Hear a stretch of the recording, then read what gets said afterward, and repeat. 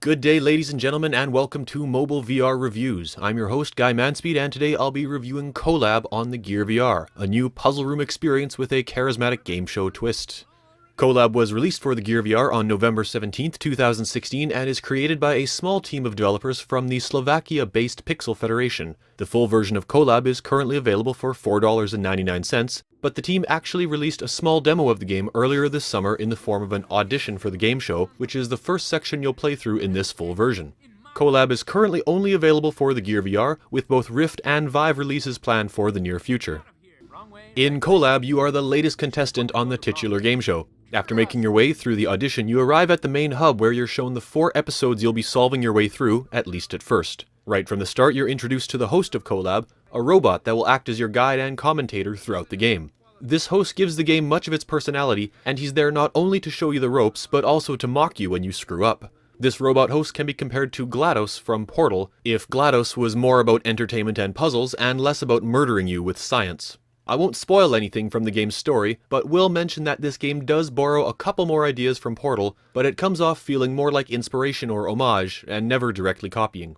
In the full version of the game, you'll work your way through a little over 100 different puzzle rooms. The game is divided into 8 episodes, plus an introduction, that have between 9 to 13 puzzles each, and it's these puzzles that are the true star of the show. I counted 10 distinct types of puzzles or activities throughout the whole game, with some of the early examples being ball mazes, laser guidance, and 3D blockchains. You're gradually introduced to the different types of puzzles and develop a methodology for how to solve them. The puzzles start off fairly straightforward, just so you can grasp the concept of what you're trying to achieve, and then comes the real fun. The hand-holding soon stops, and the puzzles become more difficult. This happens in the form of puzzles simply being longer, adding new rules, or combining the different puzzle types to create a whole new level of complexity. The developers really nailed the learning curve and difficulty ramp, and must have done a lot of user testing to make sure the puzzles were challenging but solvable. I rarely spent more than 5 to 8 minutes on each puzzle, with many being completed in 1 or 2 minutes, and this gives the game its fairly brisk pace. I'm not saying the puzzles are too easy, and indeed many of them will have you scratching your head to figure out the solution. But once you do understand the solution, implementing it is fairly quick. Personally, I would have liked to see some seriously brutal puzzles in the later levels. There's just something satisfying about being stumped by a puzzle and taking a break, only to have the solution come to you in a dream or in the shower. Even with the 100+ levels here, the developers are still promising even more content coming soon in a free update, so here's hoping they deliver something truly punishing. While I enjoyed the experience overall, one thing did bother me. These assembly puzzles, where you put together the scattered pieces based on a model, are, in my opinion, the least enjoyable in the game. Compared to the rest of the puzzle types, the assembly puzzles feel juvenile and are quickly overshadowed by the more diabolical mind block puzzles. Further, you're forced to watch each piece slowly float towards you before you can select it and place it, which brings the pace of the game to a near standstill, and correctly placing the piece is often awkward due to visibility. Thankfully, there are only a few of these, which makes more room for the rest of the much more fun stuff. The game employs a minimalist control scheme. You'll only need to look around and tap the touchpad to interact with objects or move. Thankfully, the cursor is contextual, so it's very easy to tell if you can move to a specific spot or if you're looking at an object with which you can interact. Head tracking is solid, and you'll be looking around a lot, so be sure you can turn 360 degrees. The touchpad controls work very well, but I still would have appreciated a gamepad option, just so I don't have to keep my arm up by my head throughout the 100 puzzles. I have to mention the pause menu, or rather the lack of one.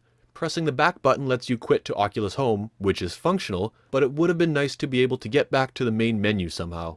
Considering the very finished feel of the rest of the game, I find the lack of a pause menu surprising. The graphics are clean and polished. All levels take place inside similar-looking white and yellow-paneled rooms, but the design of the rooms themselves varies wildly depending on the type and scale of the puzzle. Again, the influence of Portal can be seen in the test chamber constructions, but those in CoLab feel less sterile and scientific than those in Portal. Nonetheless, the graphics are colorful and provide enough contrast so you can see what you're doing, with the exception of the blockchain puzzles, where sometimes half the battle is just finding the cubes. Frame rate is consistent with only occasional stuttering, but I can tell this game is pushing my S6 Edge Plus to the limit since I had 3 play sessions ended by overheating. Apart from the occasional short introduction fanfare, there is no music to speak of. However, there's loads of voice work for the aforementioned robotic host. Even when he's trying to be helpful, he still sounds slightly condescending and refers to you as a monkey most of the time. Sometimes he'll deliberately give you incorrect or absurd advice just to see if you'll fall for it, and then laugh at you when you do. The voice acting is very well done, consistent in tone, and the commentary usually matches up quite well with what you're actually doing at the time.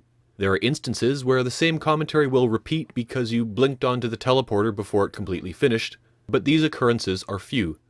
The voice work really gives the game a ton of personality, and CoLab would feel very empty without it. Movement is handled by a quick fade to and fade from black when you click on a spot on the ground. At no time during the game are you physically moving, which makes this game perfectly comfortable for just about everybody, but some of the occasional frame rate stutter can cause discomfort if it happens when you're quickly turning your head. The developers also specifically state in the press material that they're focused on comfort in VR, and after playing through the whole game, I can honestly say that they're telling the truth. The only thing that would make the game even more comfortable is the option to use a controller.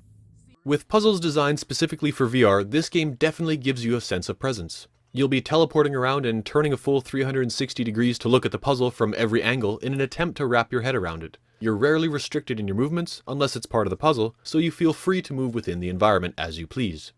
You can tell a lot of work went into every aspect of this game. The graphics are polished, the commentary is well acted, and the design and difficulty of the 100+ puzzles keeps the game fun, but not frustrating. If you enjoyed the demo, or you're a fan of puzzle rooms, I think you'll love this game.